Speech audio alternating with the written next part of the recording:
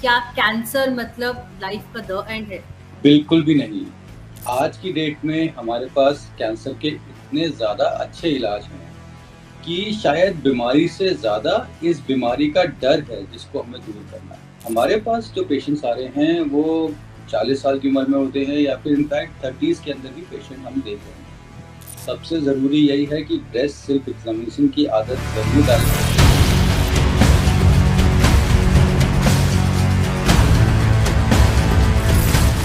हाल ही में एक ऐसी खबर आई जिसने हम सबको झकझोर के रख दिया।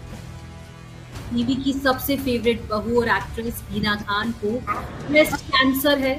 वो ब्रेस्ट कैंसर के थर्ड स्टेज से गुजर रही है। ऐसे में फैन से लेकर सेलिब्रिटीज हर कोई शॉक्ड है और सबके जहन में एक ही सवाल है कि आखिरकार इतनी कम उम्र में ऐसा क्यों हुआ।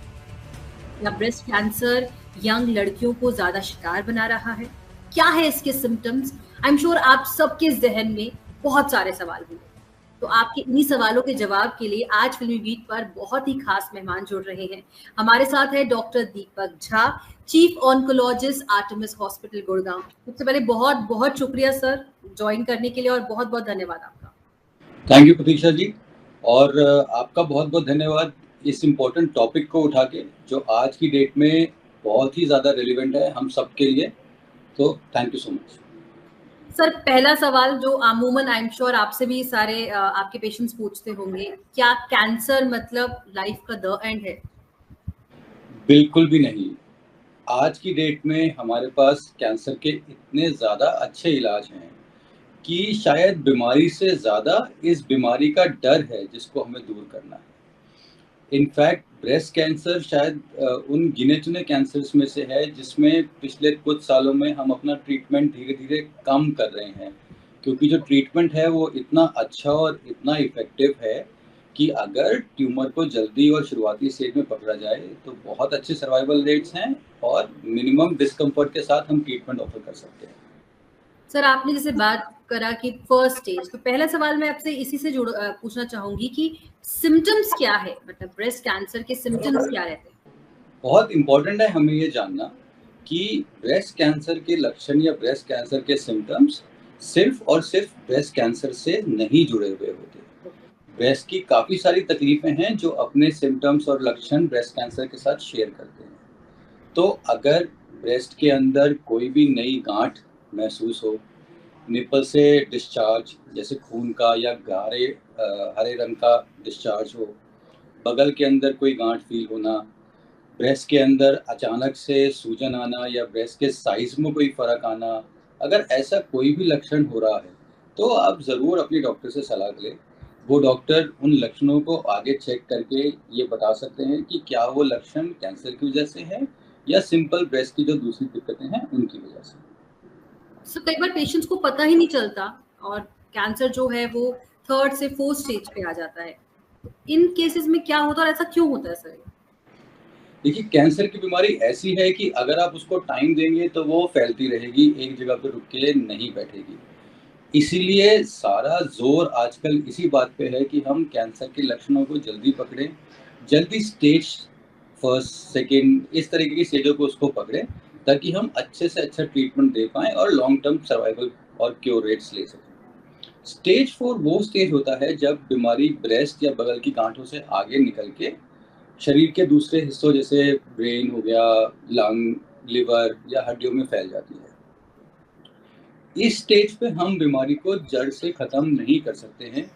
तो जो हमारा ट्रीटमेंट का एम होता है, उसमें हम बीमारी को दबाने की कोशिश करते हैं और उस दवा के साथ हम जितना ज़्यादा टाइम मरीज़ को दे पाएँ, वो पॉसिबिलिटी हम कोशिश करते हैं।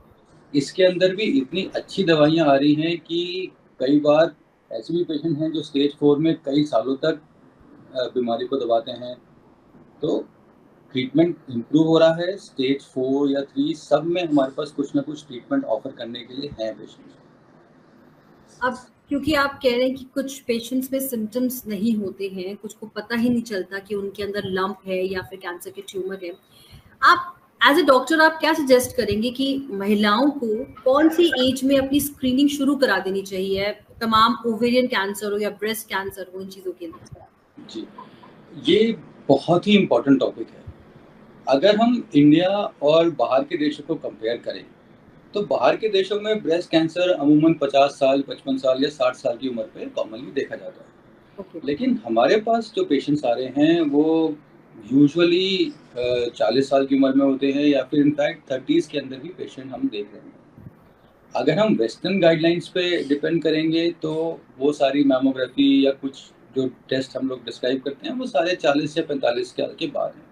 बिल्कुल। इसलिए बहुत ही ज़रूरी है कि इनफैक्ट 20s के साथ एक सिंपल चीज़ जिसको हम ब्रेस्ट सेल्फ एग्जामिनेशन कहते हैं, यानी महिलाएं अपने ब्रेस्ट का खुद चेकअप करें, वो 20s से ही अगर हम उस बात की आदत डाल लें तो ब्रेस्ट के अंदर कोई भी नया लंप बनेगा तो वो ज़रूर उनकी अटेंशन में आ जाएगा और अगर उसमें कैंसर हुआ तो उसका ट्रीटमेंट भी जल्दी हो जाएगा। इसलिए सेल्फ एग्जामिनेशन बहुत बहुत इम्पोर्टेंट है, स्पेशली हमारी कंट्री में जहाँ पे कैंसर की जो उम्र है वो कम है। ओके, मतलब आप कह रहे हैं कि हमें 20 से सेल्फ एग्जामिनेशन कर लेना चाहिए, बट मैमोग्राफी वगैरह सर ये सब टेस्ट कब से, मतलब लाइक 20 से शुरू कर दे, 30s की एज में आके करें? नहीं, मैमोग्राफी का जो एज है वो 40 टू 45 ईयर्स का है। उससे पहले मैमोग्राफी हमें ज़्यादा इन्फॉर्मेशन नहीं दे पाता है क्योंकि ब्रेस्ट में जो डेंसिटी होती है वो बहुत ज़्यादा होती है। अगर ब्रेस्ट में कोई गांठ महसूस हुई है तो जनरली हम लोग या तो ब्रेस्ट अल्ट्रासाउंड या फिर MRI के लिए एडवाइस करते हैं, बट वो स्क्रीनिंग की तरह नहीं यूज होता है। अगर कोई दिक्कत है तो उन टेस्ट को ऑर्डर किया जाता है। सर जैसे कि आपने बताया और हम स्टडीज भी पढ़ रहे हैं कि वेस्ट से ज्यादा इंडिया में जो है 35 से लेकर 45 की एज तक महिलाएं जो है ब्रेस्ट कैंसर की शिकार हो रही हैं।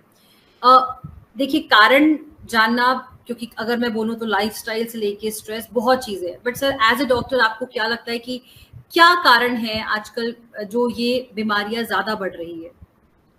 देखिए, अनफॉर्चुनेटली हमारे पास कोई डायरेक्ट कारण अभी तक नहीं है।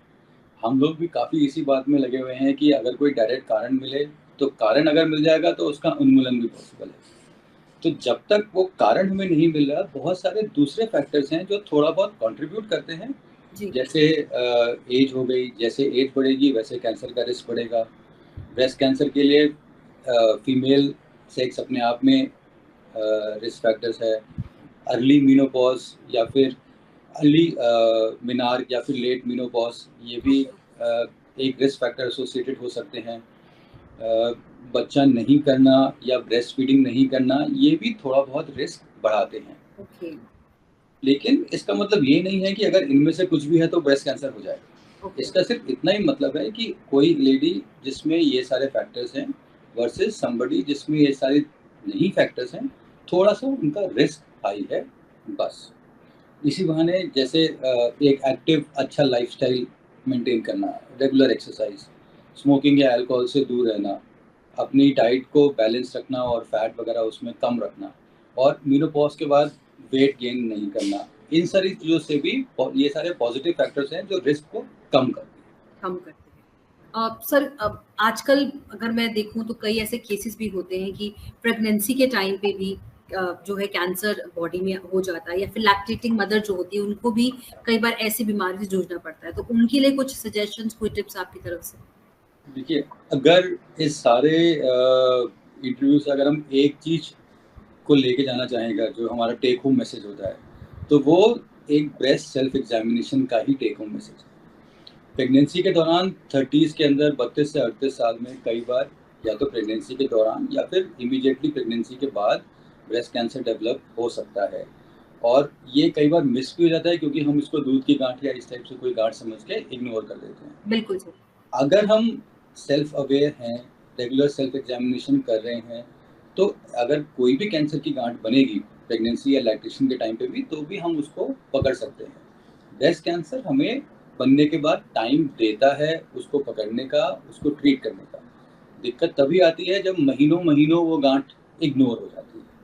तो अगर हम सेल्फ एग्जामिनेशन, सेल्फ अवेयर हैं, तो हम इन गांठों को पकड़ सकते हैं। प्रिवेंट नहीं कर सकते ब्रेस्ट कैंसर, इसलिए सारा फोकस जल्दी पकड़ने और उसके ट्रीटमेंट पे है।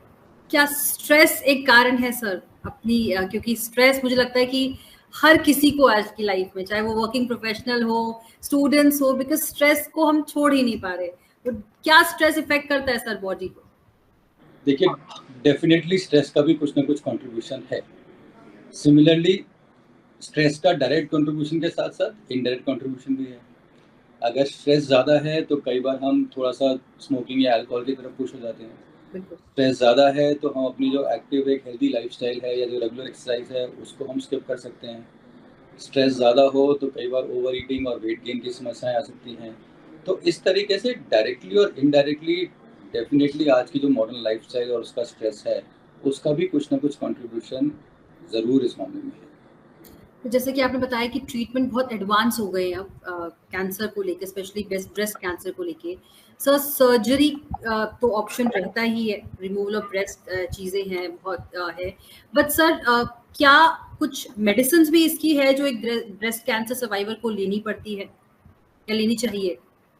ब्रेस्ट कैंसर का ट्रीटमेंट इतना ज़्यादा मल्टीफैसेटेड हो गया है कि बहुत सारे ऑप्शंस हैं। कुछ टैबलेट्स होती हैं जिनको हम हार्मोन थेरेपी टैबलेट्स कहते हैं। तो इनिशियल इंटेंसिव ट्रीटमेंट के बाद जिन पेशेंट्स के अंदर उनकी एप्लीकेबिलिटी या हार्मोन रिसेप्टर पॉजिटिव होते हैं, तो 7 से 10 साल तक वो हार्मोन टैबलेट्स चलती रहती हैं। उससे बीमारी के वापस आने के चांस कम हो जाते हैं। कुछ साल पहले एक स्पेशल थेरेपी जिसको हम टारगेट थेरेपी कहते हैं, वो भी ब्रेस्ट कैंसर के लिए आई है। पिछले कुछ सालों में पहले हम एक दवाई देते थे, अब हम टारगेट थेरेपी की 2 दवाइयाँ देते हैं। हो सकता है शायद कुछ सालों में हम कीमोथेरेपी बंद करके सिर्फ टारगेट थेरेपी देना शुरू कर दें।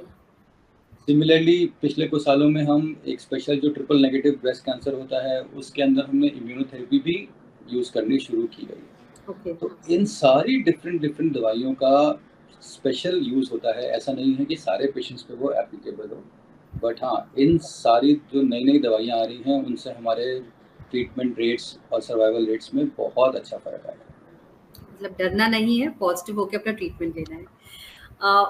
अब इंटरव्यू को राउंड अप करने के लिए एज ए डॉक्टर आप हमारे व्यूअर्स को क्या एडवाइस देंगे जो आपकी तरफ से हम कह सकते हैं मतलब बहुत इंपॉर्टेंट एडवाइस है? सबसे मेन इम्पॉर्टेंट एडवाइस है, प्लीज़ ब्रेस्ट सेल्फ एग्जामिनेशन की आदत डाल लीजिए। 5 मिनट के अंदर यूट्यूब पे आपको बहुत सारे वीडियोस मिल जाएंगे जो ये बता सकते हैं कि ये कैसे कर सकते हैं, और आजकल हम लोग यूट्यूब पे सर्फिंग तो करते ही। सिमिलरली ब्रेस्ट कैंसर आज की डेट में वो बीमारी नहीं रह गई है जिससे हमें डरना चाहिए या फिर जिसका ये मतलब हो गया कि ये लाइलाज है। देखिए, अगर इस सारे इंटरव्यू से अगर हम एक टेक होम मैसेज लेते हैं तो वो सबसे ज़रूरी यही है कि ब्रेस्ट सेल्फ एग्जामिनेशन की आदत ज़रूर डालें। इसकी कोई अर्ली एज नहीं है, 20 से ही आप इसकी आदत डाल लें ताकि कोई भी दिक्कत आए तो हम उसको जल्दी पकड़ सकते हैं। ब्रेस्ट कैंसर वो पुराने ज़माने वाली बीमारी नहीं रह गई है जिसका हमारे पास इलाज नहीं है या फिर जिसके होने का मतलब है लाइफ का दी एंड। फ्रैंकली स्पीकिंग, अब इतने सारे सेलिब्रिटीज़ भी जब आगे ये डायग्नोसिस शेयर करते हैं तो वो भी एक पॉजिटिव इम्पैक्ट डाल रहे हैं कि जब वो ठीक हैं तो आप क्यों नहीं। बहुत सारा इलाज है हमारे पास जिससे आप बिल्कुल ठीक रहेंगे, ब्रेस्ट रिमूव करने की भी ज़रूरत नहीं पड़ेगी और इलाज आपके ट्यूमर के हिसाब से कैटर किया जाएगा to give you the best results. So डरिए नहीं, गांठ को जल्दी पकड़ें और तुरंत इलाज लें। Thank you so much sir, बहुत वैल्यूबल इन्फॉर्मेशन थी एंड आई एम श्योर जितने व्यूअर्स इंटरव्यू देख रहे हैं उनको बहुत ज्यादा मोटिवेशन और कहीं ना कहीं डर खत्म होगा जहन से ब्रेस्ट कैंसर को लेकर। Thank you so much sir for joining. Thank you so much Pratija ji, and you are doing a great job for this. Thank you so much. Thank you.